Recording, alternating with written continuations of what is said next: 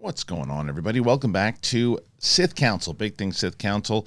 It is Wednesday, and normally we have the entire crew on. Wasn't able to do it today. I'll explain more of that once we get to the actual show itself. But on the show today, Damon Lindelof is gone, leaving the project that he was apparently attached to, developing, going to be more part of, and now he's leaving after comments that he just made at South by just last week. Not too surprising to hear this, and also not surprising because it seems to be an ongoing problem at Lucasfilm. The Bad Batch, they had episode 14 air. They got a two-parter coming out next month. The series has been pretty good so far, so why aren't more people talking about it? Speaking of more people talking about it, The Mandalorian has had 4 solid episodes thus far, and there doesn't seem to be as much buzz as previous seasons. Again, why is that? Is it a Star Wars thing? We'll talk about that, and we'll get into it and what we thought about the episode in general. There's a lot of great things that happened inside of this past episode, and a very, very familiar actor from Star Wars had made his triumphant return. So we'll get into that and more. The Daniels, you know him from Everything, Everywhere, All at Once, just won an Oscar, and now they're going to be doing Skeleton Crew, a full episode. So there's all of that and more, and I'm going to be taking questions from you guys on Sith Council here today. So thanks for joining me on the show. And if you haven't been here before, do me a favor, show a little bit. Just announce. 100,000. We're trying to get there. We're almost there. We got to do it by the end of the year. We're at 71. We can get there. We need you guys to help us out. So go ahead and do it. Sith Council, man. I got a hoodie on right now. TeePublic's got a sale going on right now. You guys can get Sith Council. Get it. Get it. Get yourself one of those. If you can get it in time, you can get one before you get to Star Wars Celebration. Flash it, man. Do what you got to do. Patreon.com/The Big Thing Show. Do not forget about the website, everybody. The website, this Friday, we have an event coming up that we're going to be having everybody on the stream talking about what's going on, the future of the live shows and everything in general. So join us. But that's the Sith Council. Here we go. Big thing. Let's do it. I'm ready. You're ready. Come on. I can feel your anger. It gives you focus, makes you stronger. Welcome back, everybody, to Big Thing Sith Council. It's me, Kristian Harloff. Thank you. Obviously, Spotify and Apple Podcasts. You could be listening to this right now. Could be exactly how you're listening to this. So you could be watching it on the YouTubes. So, where's the council? Where are they, man? Where's Mike? Where's Steph? Mike, sometimes we're used to Mike sometimes not being here. He's got to work. This thing, but Steph's always here. What happened? Well, it's the same reason why initially we were supposed to do this big, kind of big party on Friday. We were going to have everybody in the room. We're going to have this whole big thing. We're still doing an event on Friday. But unfortunately, it's got to be virtual. And you guys know how much I love virtual. But we are doing it for the launch and everything, too. And we're excited to kind of still, we even haven't had the entire Big Thing crew together. So it's still going to be a lot of fun. But the reason why is that someone in my house got sick. And, you know, I'm not. But you never know. And you want to protect people. And then someone else on the crew got sick outside. Someone who wasn't even here at all. Got sick on their own. So they can't come in. So even, you know, you get to a place where you're like, oh, okay, man, everybody's getting healthy again. Oh, wrench in the. It's another reason for people who've been watching the channel wondering where my Dungeons and Dragons reaction were. Missed the screening to it. Wondering where my air out of the theater was. Missed the screening to it. Had some event I had to go tomorrow. It's a thing. Whatever. What are you gonna do? So yesterday on my stream, if you saw me on the stream and I was a little, I don't know, on edge. Now you know why. But I stayed up last night and I watched the Mandalorian.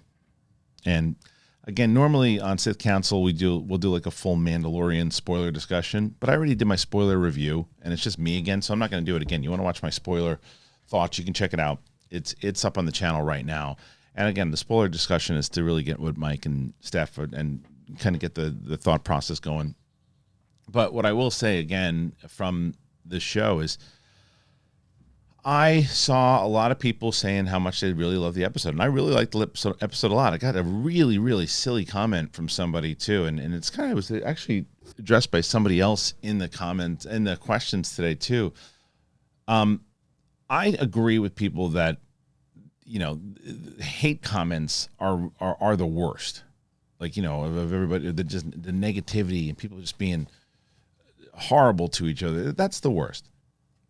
But not liking someone's comments because they're not as positive and don't find all of the positive that you do and making them feel bad for it is getting just as bad. So I stand by for what I said on this episode. I thought that the episode was a good episode, but I thought it could have benefited for 15 more minutes. And I still do. I think that with the writing of it, there could have been a little bit more. I think a little bit more detail.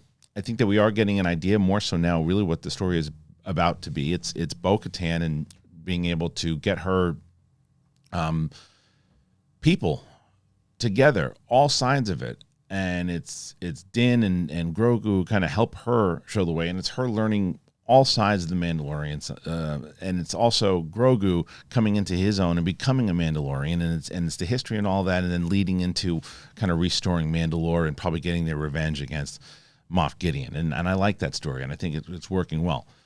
But it needed a little more time. It was like 26 minutes.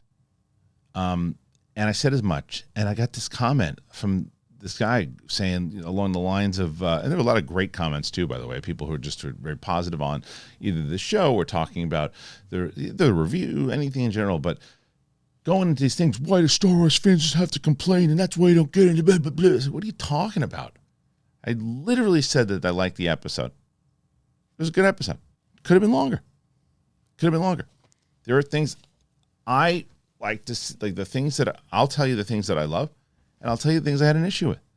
I love that, and again, this is a spoiler, so if you haven't, this part of it, so if you haven't seen last night's episode, you know, make sure you steer clear of this particular conversation. But all right, you've been warned. So they show who saved Grogu. I think it was amazing that they had Ahmed Best back. I think it was such a nice moment for him. And a nice moment for them to say, like, look, we know that all the crap that you went through for years.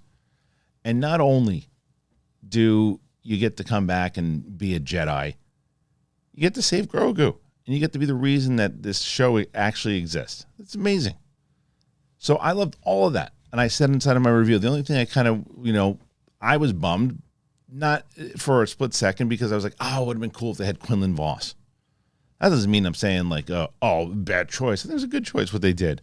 It's fun. And then people started making more sense about what it was. I said that, well, who were those people that were like protecting them? Why aren't they fighting against the Jedi when and they said, well, those are Naboo soldiers. That makes sense. I get it. But either way, I thought the episode was pretty damn good. And it really, what as I said inside of yesterday's episode, or excuse me, this morning's spoiler, was that it really is about understanding where this whole culture of Mandalorians is going and how I think they're going to have to live as one. The people who don't believe in the way, the people who, you know, have kind of, because they've already established that they can, Bo and Din and Grogu have found this portion. This is who they know. This is Din's family. So they're going to be able to recruit them first. Then they got to go and they got to recruit the other side. And then they got to retake Mandalore. At least that's what I think, or hope. Seems like that's where it's going to go. And then they got to incorporate how it's going to work with what we saw with Pershing and the cloning. And it seems like Katy Perry. Yeah, Katy Perry's in the show now. Katie O'Brien's character is working for Moff Gideon. So there's a lot. I think there's a lot of good stuff that's going on. I still think that there should have been maybe, you know, combination of episode 1 and episode 2. Could have been one long episode because it essentially tells the same story. Episode 3, I think maybe even because what I had said this morning, I don't necessarily, I mean, sometimes I'll push back a little bit on this, but I kind of agree with what this person said, and that was, I said that I think intercutting with this episode that just aired, with last episode, might have made it flow inside of a Mandalorian type episode. And someone made a point, and they said, look, sometimes intercutting is, I mean, well, they didn't say it as nice, but intercutting can be jarring and doesn't work. Well, sometimes it works very well. But I don't necessarily disagree with you that it might not have worked in this situation. However, I think what could have worked maybe, because of the conversation I had was talking to Riley about it, when we talked about, because people use that example, right, of Boba Fett. When Mandalorian shows up in Boba Fett, and it's a Mandalorian episode in the butcher shop. Now, you know, when he shows up, it's his episode. And I believe, correct me if I'm wrong, that it just starts with him from the beginning. You don't get any Boba Fett up top. I don't think. I haven't seen the episode in a while, but I don't think. You guys, again, tell me if I'm wrong, but I think that it's just whether or not you go, what the hell is that doing in Boba Fett? Sure. But if it seems like there's two different shows going on at the same time, that's what was jarring. So my thought process after reading those comments and thinking about it was maybe even have just done Pershing and Katie O'Brien's character. I forget what her name is, the character itself. And they just do a full episode from where it starts with Pershing in Coruscant. Don't do the Bo and Mando stuff at all. Just the full episode 3 is just Coruscant. What we got, and let people complain about it. Like, oh, what the hell? There was no Bo. It was because it pertained to the story, right?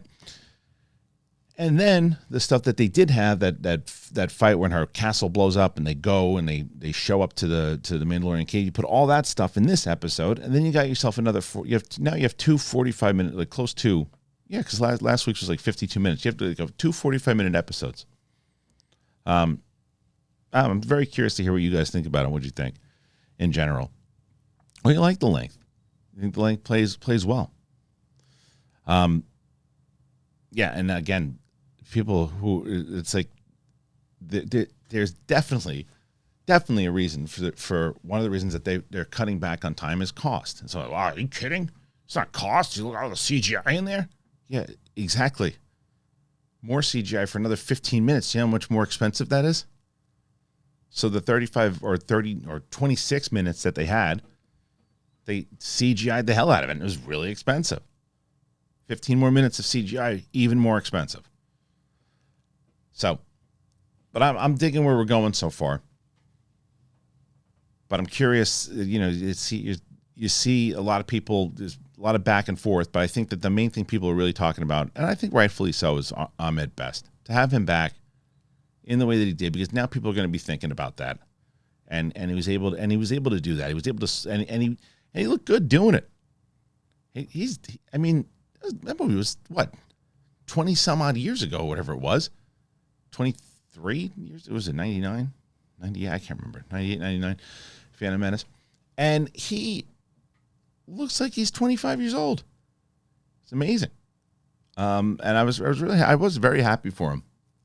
I've never met Ahmed Best, but I've only heard incredible things about him. So, good on him. I'm glad that happened. What do you guys think of the episode? Did you like it? Go ahead, tell me. I want to know. All right, let's get to this. All right, it's from Grant Davis over at Star Wars Newsnet. Lucasfilm's latest Star Wars production has hit a new snag. Damon Lindelof and Justin Britt Gibson have left the project right ahead of the film's official announcement at Star Wars Celebration. There is some good news, however. The film's director is staying attached to the project, while at least one new writer has been selected to revise the draft written by Lindelof and Britt Gibson. And production is set to begin early next year. Jeff Snyder himself says that Damon Lindelof and Gibson decided to exit their Star Wars project in the middle of February after delivering the first draft of the screenplay.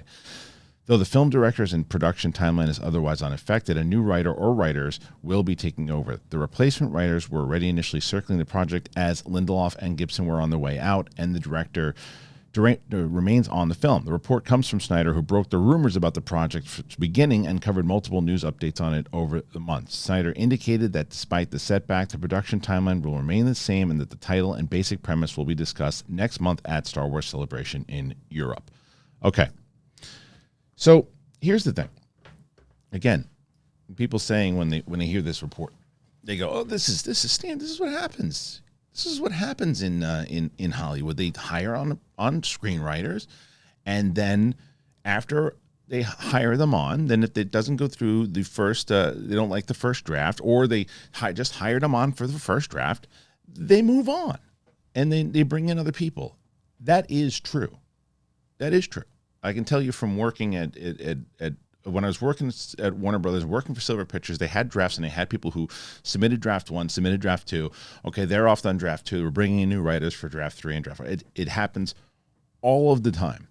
However, we're also in a very different time now where Damon Lindelof is a bigger name than just and nothing against screenwriters. A lot of screenwriters are very talented screenwriters out there. But Lindelof is also, whether it's Watchmen or Leftovers or all these different shows and things that he has done, he carries a bigger name and idea of what his involvement will be. And it seemed like he was going to be part of a longer run than just submitting a draft and then, oh yeah, I wrote a draft and then I'm out. And the problem also with that is they didn't officially announce Lindelof, and it was scooped, as you saw, by Snyder. It was pretty much confirmed. He started talking about it, that he was doing it. And he wasn't the way that he talked about it was as if he was going to be on for a while. And then the comments that came out of South by were along the lines of, well, it was difficult to write. I'm not sure whatever his particular words were, that he just wasn't, it was harder than he thought, and I don't know if that necessarily means from notes or whatever that he was getting or whatever it was. He said, well, we'll leave it at that. So they both left the project. The problem is that high-profile names keep leaving the project. And it's like, oh, once this excitement, the biggest, I think that Lindelof had the most excitement, positive excitement. So, and I know not everybody, there's a lot of people who, I've seen comments of people who aren't fans of Lindelof, and that's fine. But I've seen the most positive response off of his involvement than a lot of different people that have been attached to projects. But now, once again, he's gone. Now the question is why? Was he just hired on for the first run of the script? And if that's the case, well, then that's what he was involved to do, and that's it. But that doesn't seem to be the case. It seems to be that he was involved in it for a bit, wrote a couple of things, got a couple of notes. Every time he tried to put something in there, he got more notes. Now, I'm also going to say this. You could wind up getting some notes down the line, or inside information down the line, that maybe he was trying to do stuff outside of the Star Wars box, and people inside of the box, like people who knew, whether it's a Dave Filoni, Pablo Hidalgo, whoever, well, you can't do this because it goes so outside of the canon. It goes that we've been in this position before, and we can't go down that direction anymore. This isn't really working for what Star Wars is. And then he's like, well, this is too hard for me. I got to get the hell out of here. And it might have been for the best. That's very possible. But it's just one of those things again, where it's like every single time someone comes in with a name, a creator, Feige and Patty Jenkins and, Lord and Miller and Josh Trank and Benioff and Weiss, and it's like one after the next. Like, see you later, bye. Like, is a Sean Levy thing even going to happen? Oh, there were a few other ones that it was developed and gone. And I don't know, like, what is? I think it really is going to be there's absolutely a way to turn this all around too, by the way. If it turns out that this idea, whatever the idea might be, that they announce at Star Wars Celebration, and they announce whoever is writing it and taking Lindelof's place, and they talk in excitement of what it's going to be, if they can get all facets of the Star Wars fandom, which is definitely not easy to do, but if they get all facets to go, well, that sounds really interesting. That sounds fun. Interesting. That's what they're going to do? Huh. But if they start to go to a place that just seems like the same old, the stuff that they've been doing, throwing anything against the wall with no real plan, it's not working out for them. And I think that we've been saying this forever on this show, and they need a new battle plan. The plan is not working. right now. And it clearly isn't working with either directors and producers and all these other people too. What do you guys think? You think this is just typical Hollywood stuff and it's the way that the process works and kind of assume that Lindelof wouldn't be involved in it? Or is it just the same kind of repeating vicious circle, if you will, that's happening at Lucasfilm? Let me know what you think. All right, before we move on, we're going to get to Bad Batch, and we're going to get to, I want to talk about the Daniels, and then we'll get into your questions. But before we do it, I got to tell you about our sponsors for the show today, Sunday, and Athletic Greens. Spring is around the corner, and I'm excited about it. I'm excited about it for a lot of different reasons, but Sunday is back, not the day. The peeps who bring you great lawn care. I've talked about them before. People have used them for my show before and have raved about them before, and I'm glad that they are back. I love it when it starts to warm up here. You know, we're getting a lot of rain, a lot of cold. It's starting to warm up. It's going to be great. I'm going to be in the yard a lot, hanging out with the kids, and we're doing a lot of garden stuff over here. It's one of the greatest parts of spring. Sunday's lawn care, it makes it easier to enjoy. It's great. Spring's here. Days are longer. Flowers are blooming. And we can just spend outside in the yard with the kids doing some stuff and making the season even better is Sunday Lawn Care. It's everything that you need to get the lawn that you dreamed of. Sunday is everything you need to get the lawn that you dreamed of. So this spring, go to getsunday.com/bigthing. Enter your address to get a customized plan created just for your lawn. You just need a hose to apply Sunday. You can fertilize your whole lawn in less time than it takes to watch an episode of your favorite TV show. That's it. And they only use ingredients that you can feel good about. There's no harsh chemicals. There's no long waiting periods or trying to keep your kids and pets off the lawn. You just apply it, you let it dry, and you're good. Sunday is offering our listeners 20% off. It's a full season plan. It starts at $109, but you can get 20% off when you visit getsunday.com/bigthing at checkout. You're going to get 20% off. Custom plan, getsunday.com/bigthing. Getsunday.com/bigthing. I'm telling you, man, you will love this. You'll help yourself out. You help the show out. You'll enjoy it, and your lawn will look beautiful. AG1, baby. Athletic Greens. You guys know it. I talk about it all the time. We love them. We're so glad that they are a sponsor. So happy to have them. I take AG1 by Athletic Greens every single day. I gave it a try, honestly, because Brett was raving about it. And then I did it and got the whole crew on it, and I've talked about it many times over. Did you watch that Katie Sackhoff interview? She raved about it. Why? Because I take it in the morning. I put it in a water bottle. I shake it up. It just makes me feel good. Gives me that energy. I'm ready to go. It's amazing because I'm not a big supplements and vitamins guy. I've told you that many times over. So they just take everything. They put it in one delicious scoop. You put it in the water, you shake it up. And why would you want to take a bunch of different things? You can just take one scoop of powder and water once a day. Done. Not a big vitamins guy. Not all these different supplements. You got to take multiple in order to, finally, I did it. Why? Why would you take a bunch of different things when you can just mix one scoop of powder in water once a day? That's it. AG1 was designed with ease in mind so you can live healthier and better without having to do a lot. So for me, it's just the all-in-one formula. So easy, and it's delivered to me every month. Been very easy to make it a daily habit. And I have all these side traveling packs too. With the live shows coming up, going to be crucial. So if you're looking for an easier way to take supplements, Athletic Greens is going to give you a free 1-year supply of vitamin D and 5 free travel packs with your first purchase. You got to go to athleticgreens.com/bigthing. athleticgreens.com/bigthing. Check it out. Thank you once again to our friends over at Sunday and Athletic Greens. You really help out the show when you, and you help out yourselves, obviously, too. Find a sponsor that's right for you and use those promo codes. Use the Big Thing promo codes because when you do, it keeps the show going. Now, yes, we have another show. We have the live stream channel over there where you can come on over. You can go and you can be a part of the conversation over there, interact, whatever, throw support in that way. But here, we're doing that.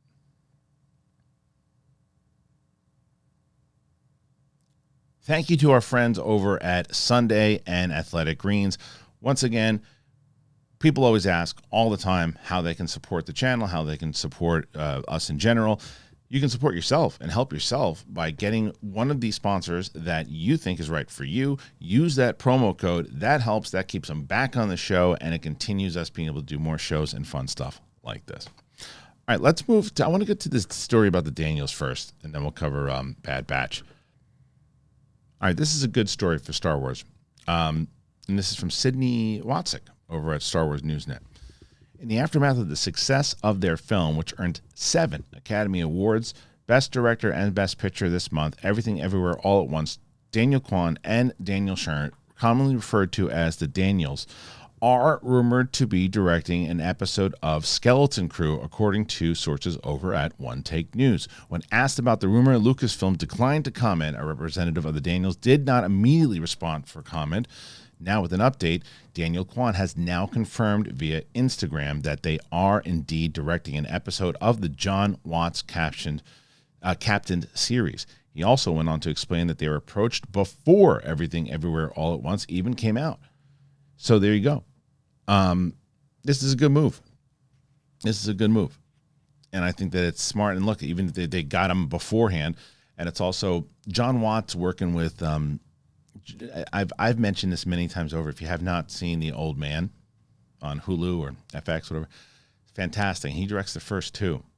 Really, really well done. And I'm excited to see what John Watts is going to bring to the Skeleton Crew. And I think that we're going to get more excited for Skeleton Crew after we see Ahsoka, because I think there's going to be things and the overall idea. Now there's more of the kind of confirmation from like Dave Filoni, and they talked about like the crossover event, and and what I mean by confirmation, they asked them something along the lines, is there going to be this big crossover event with everything? He's like, yeah, this kind of has to be, right?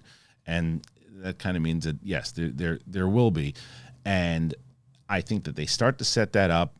I think they even set it up a little bit in Mandalorian. They start to set it up big in Ahsoka, and then they started to have it even bigger and leading into giving you more of a reason to watch with Skeleton Crew. And I think that that's what we're going to wind up setting up with Thrawn and these unknown regions and all that stuff. And to have these guys doing it, to put their stamp on it, it's going to be a smart move, a good move. It also get the buzz going, the headlines going, and it's yeah, I think it's going to, and it'll also look fantastic. So I'm curious what they're going to do and how they're going to play it. But Skeleton Crew is a show I'm definitely looking forward to, more so than I was originally, because in the same way, and I think that I've kind of learned my lesson when it's come to, like, you look at Andor. I remember when all the shows were announced back in the day, we were talking about them, and I was like, and to me, Andor was the one I was least excited about. And I there's no doubt about it, Mandalorian included, Andor's hands down the best written Star Wars television show, and probably the best written Star Wars material since the original trilogy. Just script wise and character wise and development wise. That's kind of what was my point earlier in the show. It was just, there's just, those episodes are close to 45 minutes to 50 minutes, whatever it is. And it's just so much detail inside of each piece of dialogue, monologue, conversation, all these things that they had. So I think that you could get something like that in Skeleton Crew. And as I said, when it was first announced, I was like, oh, I don't know. But then they mentioned John Watts, and then hearing John Watts' take on it, in the idea that it's going to be like kind of a Stranger Things, but there'll be some serious moments, like the Clone Wars is what he said. And so I'm pumped for that show, man. I think it's going to be really good, and I'm looking forward to it. Especially, Jude Law. It should be all right. What do you guys think? Let me know. Do you think putting the Daniels is a good move for this? I think obviously the answer is going to be yes, but if not, tell me why. Tell me what you think. All right, before we get to your questions, Bad Batch, man, they hit number 14.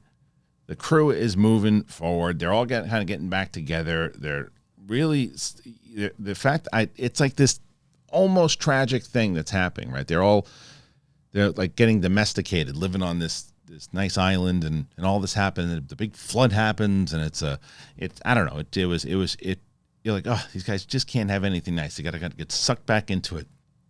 But I think this is the calm before the storm, kind of getting into the final episodes of this season. I think I don't know if we're going to lose anybody. I don't know if we will or we won't. But I do think that the show has been, like, at least the last 5-6 episodes have been pretty damn good, and I don't think a lot of people are talking about it. And I'm not necessarily excited about the show a lot, but I can say that I think that it's been really good the last few episodes, and I think that I want to see how it ends and how it's going to play into potentially another season, which is what I would assume. But I'm so curious, like, how the ratings are, like, what the metrics are for the ratings for like a show like this, like the ratings to the metrics for something like Mandalorian is so dramatically different than obviously this, because it's a way more people you want watching Mandalorian, and it's kind of more of a niche number I think you need to hit, especially again for costs and all those types of things. But what justifies another season, right? Or are they even planning on doing another season? Or do they do another animated series altogether? Do they play with Tales of the Jedi? Do they play with Tales of the Sith? I don't know. Curious. But this right now with the clones kind of all back together, and now obviously going to have to save Crosshair and all that. I'm very interested to see how it ends. But thoughts for you guys? Are you liking the series? Have you gone back to it? Did you start it in the first place? Did you start season 1? If you started season 1, did you start season 2? You're one of these people who just went up really loving season 2 more than season 1. Go ahead and tell me exactly what you thought. Let's get the conversation going. And speaking of the conversation, you guys have submitted a bunch of questions, and thank you so much for doing so. We're going to get to your questions right now. All right, let's get to your questions. You guys submitted a bunch of questions. Thank you so much for doing so. I really appreciate it. Some really great ones here. Thank you to everybody who submitted. And let's get to it. Robert Rhodes, 5816. What is the honest future of Star Wars? Numbers for Mando and Andor were low or down regardless of one's opinion on whether they were good or not. For myself, it is hard to feel hyped or excited for this franchise. I mean, look, I can understand. I will say, though, the way that you have to look at streaming, I will say, is different from, say, theater. Because you look at something like Shazam, right? Shazam comes out, it does $30 million opening weekend. It's not going to do any better than that. It's not going to have a miraculous kind of turnaround. It's not going to make another $50 million next weekend and 70 the following weekend. It just doesn't happen, especially with all the competition it's got out there. Streaming is very different. Streaming, you look at something like Andor, which when people first saw it, and said, I don't know, well, I'm subscribed to Disney Plus, but I haven't checked it out. And more people start talking about it, and then people start looking at it. The initial reaction, the initial ratings when it first came out, no, they weren't as big as, say, Mandalorian season 1 and season 2. But I'd love to see what it is now. As far as they always release the numbers for what, like the same way they do for like a theater release. Like what was it the first initial run when it was out, not afterwards on demand, because that's when a lot of these streaming things do well. Look at these. I mean, hell, man, Battlestar Galactica still does well on streaming. So it's like the question is, Sopranos still does very well on streaming. So that's harder to say as far as the people when they see it, when they watch it. It is more of a, when are they going to get their movie division in line? Because that's going to help scratch the back of these other shows. Because you look at Marvel and Marvel's ratings and the things that they do, regardless of what you think of a lot of the shows, the reason why it's because it's all concurrent with everything that's going on inside of the movies as well.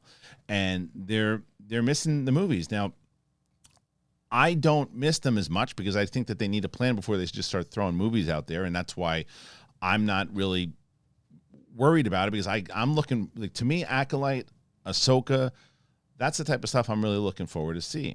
I would like to make sure that when they're doing these shows, like, you get better writing than what you got in like Obi-Wan.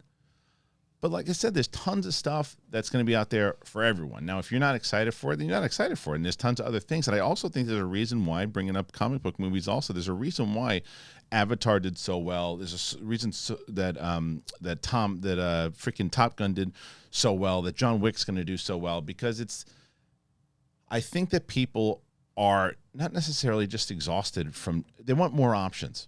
And I think that the comic book movies and Star Wars content and all that is going to take a little bit of a hit. Plus, there's so much out there now too, and the quality needs to get a little better. It's not as solid. Like, to me, Andor was super solid. I'm really enjoying Mandalorian. Right? I'm very curious and confused as to why Mandalorian, the premiere of Mandalorian, didn't do as well as the other ones, because season 2 ended so big. So I don't know. I mean, I think it may be because of a lot of maybe Boba Fett was subpar. Maybe, again, there's just so much other things people could watch. But it's a great question. I don't know. Galaxy Geeks Luke, do you think the reason the Star Wars shows aren't trending like they used to is due to the fact that with no movies coming out, the mass audiences aren't being pushed back to the new Star Wars shows. Yeah, it's kind of what I had just mentioned. Yeah, I absolutely think that has something to do with it, for sure. For sure it does. Because it's not as much in the pop culture zeitgeist as say like Marvel or even DC or anything is too. I'm curious, like say how like a show like the Batman will or the Penguin will do off of the Batman, you know. But I do think that it needs it. And there's also, even when if the core audience isn't super excited, it doesn't push out to the casual audience as much. The core audience, if they're really excited, then it pushes out, and then the casuals start to either create hardcore fans, or it becomes more of an event, like something like Infinity War or Endgame.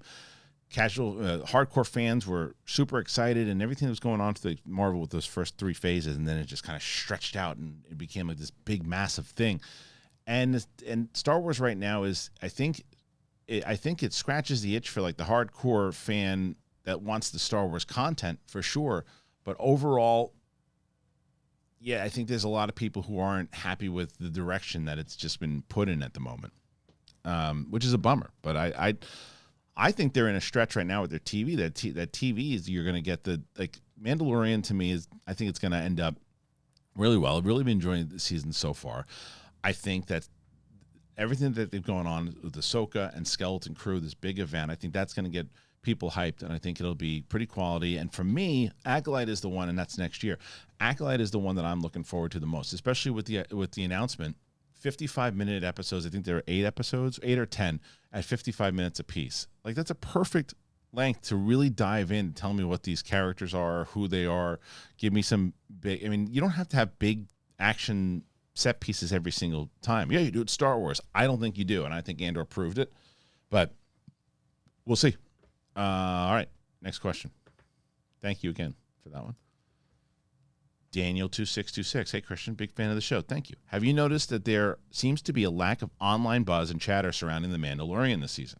Given how popular the show has been until now, it's surprising to me that this has been the case, and recent reports suggest viewership has declined. What do you think the reasons are for this? I mean, I think, again, it's like a lot of these are, playing into the same conversation that we're having, and I do think that it's a lot of stuff, and I think there's a lot of stuff on Disney Plus, and I think there's a lot of stuff in general. I think there's lack of movies, and I think that I think there's also, and this is another reason why I push back for people who say, "Oh, the 35 minutes is a good time." I don't think it gives you enough time for buzz on social media. Like, I think that you probably got a lot of buzz from the Ahmed Best thing, but there weren't any big, massive moments that, like, water cooler type moments yet that people were talking about. Like, oh man, did you like Last of Us? Did you see that episode of Last of Us? Did you see what happened? Did you say, oh my God, did you watch that last night? They, like, every episode of Mandalorian for me so far has been, yeah, it was really good. And then the thing that I would talk to like Mark Riley about, if I called him, I'd be like, hey, that Ahmed Best thing was pretty cool, right? And that's what we would talk about. So that was kind of like a buzzword. The first episode, I'm trying to think, like, what really stood out. I mean, it's great that, like, when they're seeing the mythosaur and those things, but I'm talking about, like, stuff, again, casual viewer type stuff, to where you're going to get people chattering online about. Like, you can't always have Luke Skywalker in there the way you did. Like, that was one of the biggest moments that they had. You can't always do that because it gets repetitive, and it gets lazy, and it gets desperate. So you can't do that all the time. But having moments that you're talking about, like, strong moments, but strong characters, strong story moments too. Not even characters that and music that you remember and all, not that stuff, but stuff that, like, you have set up with characters that you're like, okay, this is going to happen. And, like, again, I think of Last of Us, these story beats. This is why I just think that a little more detail, and I think more people would be paying attention to what's going on. Lego Movie Master 219. If you were in charge of, if you were out in charge of Lucasfilm, what do you do? Oh, if you were in charge of Lucasfilm, what do you do? Hopefully not hire and fire another director, please. No. I'm adapting my books if that's the case. I'm adapting the Star Wars books that the vast library that is out there, or video games. I would set a writer's room to get Knights of the Old Republic and the Old Republic in general, and start to set stories and games and comics in that era, and focus in on that era, and to put shows in there and create characters and movies around that era for sure. And I would bring authors. I would bring Claudia Gray into writer's room. I would bring James Luceno into writer's rooms. I would bring these. I would absolutely not ignore the library that we have, the Darth Bane trilogy, Darth Plagueis, and again, you can turn these into protagonist stories if you needed to. If Disney gives you that note that we can't have bad guys leading, you could still do that within. And there's other things that you can do. You want to do it Obi-Wan season 2, then adapt the book that you have and change things around. It's like look at the vast amount of books that you have inside of this, and that's what I would look at it. And because that's that type of detail. I think and Last of Us kind of showed us that you can do that. I don't know. All right. Strong Nerd 4638. Hey Kristian, is there any chance that with new leadership for Star Wars that we will get a new story, new characters, no more Skywalker saga story or characters related to that era? I think Star Wars is extremely stale and kind of needs the DC treatment of a reboot. Any thoughts? I think it definitely needs a reboot. And on my live stream, I think that what they need to yesterday on the Kristian Harloff and Friends channel, where I do live streams, I said that this is what I think they should do. I think that Iger should do to Lucasfilm what Zaslav did to DC. Hire two people. One person to make all the business, to be the business head and to have the meetings with Iger and the same thing that Saffron is kind of doing, the producer side of it, right? And then get the head of creative like a gun to set the slates, to know what's going on as far as timelines and where you want to go and those types of things, a full plan. That type of thing we've been saying way before Warner Brothers did that. Like, that's the type of thing that Lucasfilm would absolutely benefit from, because the one side of it, the creative head could deal with not just the Star Wars stuff, because Lucasfilm is bigger than just Star Wars. It's Indiana Jones, it's other things that they have, and have those creative heads putting together a plan, and then have I just think that that's something it absolutely does need as far as getting away from the the Skywalker side of it. I think that that's already what they've tried to do, and they said that's where they're going to go away from. I think go past Episode 9, but if they do bring in Rey or anybody else too, it still kind of ties into it, because they're going to be scared because they don't want to lose any familiarity in general. But that's why I'm so excited about The Acolyte, because The Acolyte is like 100 years or something before. I can't remember. I always forget how many years it is before Episode 1. But it's a while. It's not going to connect. It's the first one is really not going to connect at all. And that's why I always say, when I just said before, playing into that Knights of the Old Republic and playing into that time period, and the rumor was that Benioff and Weiss were looking into that time period of how the first Jedi and Sith began. If you treated that like Rome, like the beginning of it, and years and years and years of it through it, and just spend the majority of time just building that out, and got away from the Skywalkers and all that, like years and years and years before, the same way that House of the Dragon, that type of stuff.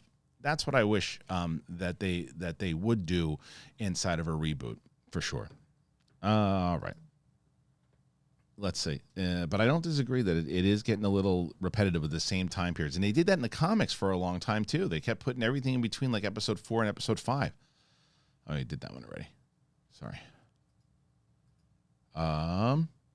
Nick Alexander, 7618. Do you think that Bo is really buying into The Way, or is she playing the long game? I think it's a little bit of both. I think she really is starting to buy into it. And I do think that I think her and the armorer are forging a relationship, and I think that she's starting to see the respect that she's getting from this crew, and she's starting to, she was there basically just to survive and to kind of find a new purpose with Din and Grogu, and she definitely has an affection for the two of them as well. But I do think she's buying into it, and I do think that she's going to use it to her advantage on both ways to kind of unite the clans, if you will, and then wind up taking back Mandalore. That's what I think. Noah Bunch 6178. Do you feel exhausted from all the online chatter arguments about fandom as of late, especially with Star Wars? It seems like it only breeds disappointment and petty anger among fans. It's been exhausting to listen to. You like what you like. You don't like what you don't like. People act like the end of the world if their opinion doesn't line up with someone else's. Much love to the channel. Well, thank you, Noah. Yeah, I agree with you, man. It's like it is exhausting, but I don't think it's a new thing. I think it's been really happening since like 2016, 2017. It's it has become politicized in the fandom. Each side uses it like it's either pure hatred or self-righteous, and it's all this stuff that it's exhausting. I try not to get involved in it. I have been getting again, even addressing comments and things too is something I don't really want to even do anymore. I just wanted to have fun, try to discuss positively. You can have criticisms over the things that you like. You can have criticisms over the things that you don't like if you do it in the right way. That has always been a part of conversation. And there are people who try to come in and say, you know, like, oh, if you like this, it's because you're part of the system and you love everything that they do. And then there's other people who say, if you don't like this, it's because you're part of the problem and all you're doing is complaining and blah, blah, blah. And it's like, or you like what you like you just said, Noah, you like what you like. I'll like what I like. You don't like what you don't like, and I'll do the same. And if we agree, we agree. If we don't, so be it. But yeah, it's kind of nuts. All right, I think there's a couple left. Louis R. With Lindelof leaving, Lucasfilm is in chaos more so than DC. With Celebration coming up, what movies are left? Taika's movie? Star Wars movies are now irrelevant because the streaming shows have been organized and moving it forward. Okay, so a lot of that is correct. TV's more organized. Yes. It's also easier to, not easier to produce, but you can get them out faster, and you have more time to tell the story and all that. So yes, they definitely have way more of a plan than the films. No doubt about it. The Lindelof movie is not canceled. That's the one thing. As you say, you know, have in this one, it says, with Celebration coming out, what movies are left? That movie's still being announced. It's just not. Lindelof was the one that was, everyone, myself included, was just putting his name attached to it as the, I guess not showrunner, but executive producer of it, saying, okay, he's the one who's kind of putting this forward. It's the Lindelof movie, and it seemed like it was, but from what some people are saying, it was just a script and that was it. I can't imagine that's the kind of deal that he'd signed on to, but nonetheless, I think that they're going to announce that movie and what it's about. They still have the director. She did a great job on Ms. Marvel. So I think that they're going to have that movie, and I think they're going to announce Taika. And I think that they should not do that, but they will. I think that they will soon. And I think those you're gonna get, because Friday is when they open up Celebration. Not this Friday, but when it happens. Friday is the 2 weeks from now, I think. And they open it up, and it's always the big announcements is the first panel, the main panel. So you're going to get all that news that's going to come out, that because they also want to steal the headlines to get more people to start watching, because I think they are live streaming, because some people said they weren't live streaming, but now they are. I don't know. But yeah, I think that one of the reasons TV is doing so well is because there is a plan, and there's no plan right now for movies, and we'll find out what the plan is in 2 weeks. Now, whether or not we like that plan, that's another question. But yeah, there's going to be a plan soon. We'll just see what the hell it is. Elsie Deals 749. Elise, right? Elise Deals. Hey, Christian, love the show. Thank you. And Yarfed. What do you guys think Grogu's official first words will be? I'm hoping for Dank Farrik. I think it's going to be I think it'll be Din. I think it's going to be Din or Dada. Maybe. Depends on how old they kind of make him sound but probably Din or Dada, I would assume. Could be. I think this is the second to last one. Umich Man 7. Would you view the sequel movies differently if the current and future shows fill in gaps and make it a cohesive story? I mean, I'd be lying if I said no, because look at the, first of all, I love Rogue One. I think Rogue One is going to be significantly better, and it's really great already. I think it's going to be significantly better when it plays as a series finale to Andor. So it's going to be significantly better. Then that's already a good movie. So and then I will also say, like, I look at the prequels. I've said this recently too. The reason I look at the prequels, I actually enjoy the prequels a lot more now than I did years ago. I still think the writing is not fantastic, but I think the essence of Star Wars is absolutely there. The stories themselves are absolutely there.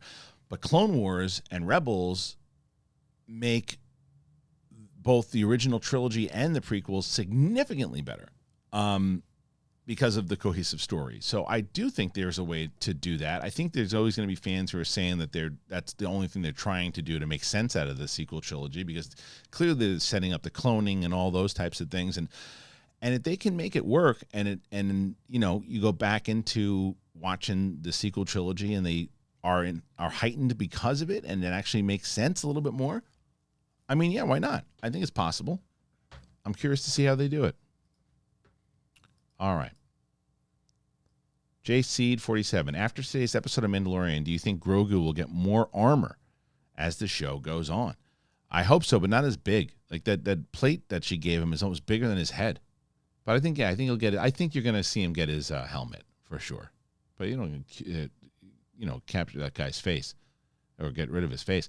I think, by the way, that Bo-Katan is going to make some rule that you can do, once she takes over, it's going to be a mixture of, hey, as kind of that the zealots were looked upon as, oh man, these lunatics who just won't take their masks off. I think they're going to all live together and understand that each other's thing. Some people don't take their helmets off. Some people do. I think the Mandalorians are going to be kind of pretty strong by the end of this thing. All right, and the last one. Oh, no, that was it. Was that the last one? Or is this the last one? No, that was it. Am I right or am I wrong? There it is. Sorry. Go Giants 109. Nice. Do you think Star Wars and Lucasfilm will announce Season 2 of Tales of the Jedi at Star Wars Celebration? I really hope that they do, because those 6 episodes were incredible. I would love more stories like that. I do think they're going to announce that. They usually always announce some kind of animation or something. I do think they'll announce it, because I think that it went over really well with fans. I think there were shorter episodes. It would be great if they actually did Tales of the Sith. I don't think that they will, but Tales of the Jedi would be a Season 2. I think it's coming. I do. I think the announcement will come. I think there's going to be usually one kind of animated announcement for sure. All right, guys. Listen, we did it. Thank you guys for joining me here today. I appreciate it. A lot of great questions, and I really appreciate everybody who's always comments, and make sure you click on those likes. That helps tremendously. If you didn't already, please look into those 2 sponsors. I said it's both Sunday and Athletic Greens. If you're able to check it out, please do so. And that's it. I appreciate you. Head on over, subscribe to us as you can. We'll see you guys tomorrow. And on Friday, remember, don't forget the website. Join that website. We got a big event on Friday, and we have some announcements. So, for me, you're you, and we'll see you on the flip side. Sith Council, everybody. Peace out. I can feel your anger. It gives you focus, makes you stronger.